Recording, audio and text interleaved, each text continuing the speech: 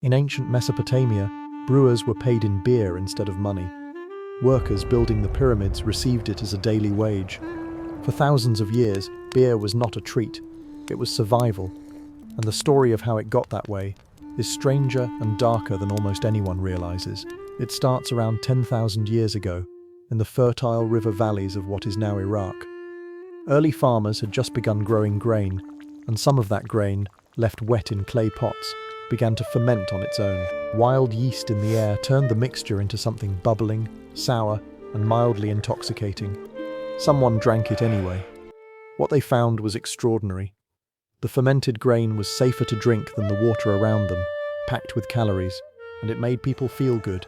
Some historians even argue that the desire to brew beer reliably is one of the reasons humans started farming grain in the first place, not the other way around. By 3400 BC, the Sumerians had turned this accident into an institution. They wrote hymns to Ninkasi, their goddess of beer, and the hymn itself doubled as a recipe, passed down so precisely that modern brewers have recreated it from clay tablets.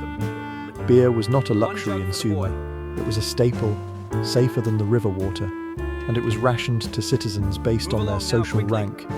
Temple workers, laborers, even children received a daily beer allowance as part of their pay. This is the part that most people never learn. In ancient Egypt, the workers who built the pyramids were not slaves living on scraps, as popular myth suggests. They were paid laborers, and part of their daily wage was beer. Roughly 4 to 5 liters of it every single day. It fueled the workforce that raised some of the largest structures ever built by human hands, and it was thick, nutritious, almost a meal in liquid form. For centuries, beer stayed this way, a food, a wage, a safer alternative to contaminated water.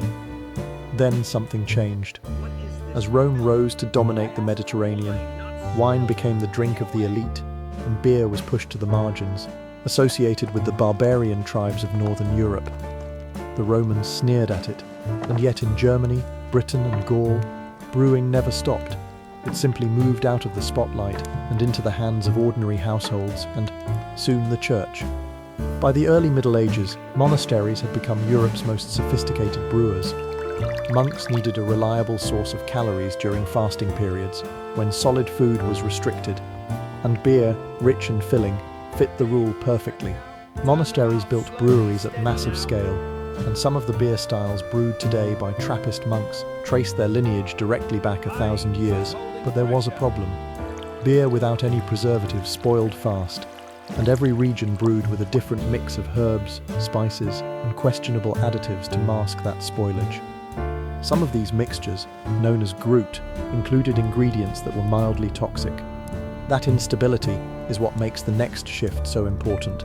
Sometime around the 9th century, brewers in Central Europe began adding hops, the flower of a climbing plant, to their beer. Hops did two things no other ingredient could. They preserved the beer far longer, and they balanced its sweetness with a sharp, bitter edge. It took centuries to catch on, but by the 1500s, hopped beer had become the standard across most of Europe.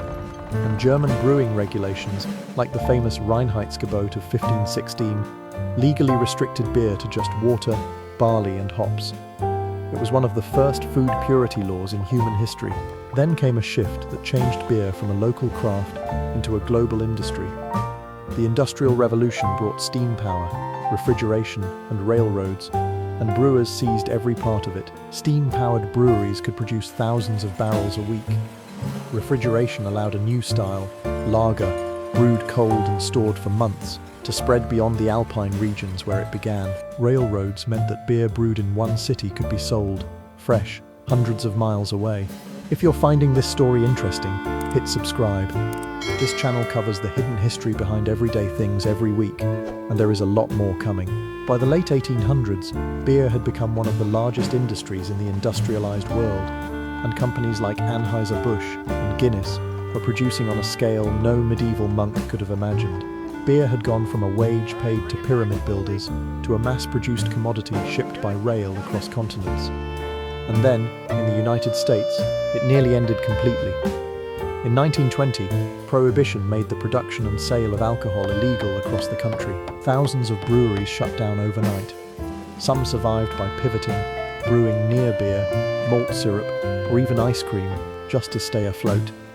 When Prohibition was repealed in 1933, only a fraction of America's breweries reopened. The ones that did consolidated hard, and for the next several decades, the beer industry in America narrowed down to a handful of massive corporations producing nearly identical light lagers. That changed again in the late 20th century. In 1978, home brewing was legalized in the United States for the first time since Prohibition, and within a decade, a wave of small breweries began experimenting with styles that had all but disappeared. This was the birth of the craft beer movement, a direct rebellion against a century of industrial sameness. Today, there are more breweries operating in the United States than at any point in the country's history, more, even, than before Prohibition wiped nearly all of them out. Beer's story spans 10,000 years, 6 continents, and some of the largest institutions humanity has ever built.